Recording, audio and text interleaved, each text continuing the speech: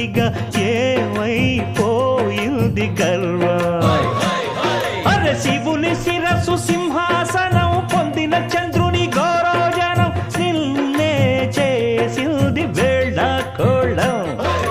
ఎక్కిన మదం దిగిల్దిగా తగిన ఫలం దక్కిల్దిగా ఏమైపోయింది గర్వం.